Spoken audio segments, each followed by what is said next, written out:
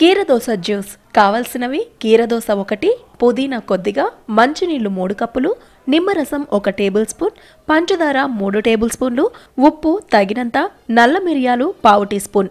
తయారీ విధానం: బ్లెండర్లో కీరదోసకాయ ముక్కలు, పుదీనా, ఉప్పు, మిరియాలు, అవసరమైతే పంచదార వేసి మెత్తగా పట్టాలి.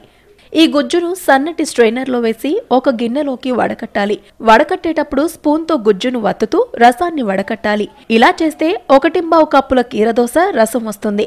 వడకట్టకుండా కీరదోసకాయ రసం తాగితే ఇంకా మంచిది. ఇందులో నిమ్మరసం, నీళ్లు పోసి బాగా కలపాలి. ఒక గ్లాసులో ఐస్ క్యూబ్స్ వేసి పైనుంచి కీరదోసకాయ రసం పోయాలి. రెడీ అయిన కీరదోసకాయ జ్యూస్ను తాగుతుంటే హాయిగా చల్లగా ఉంటుంది.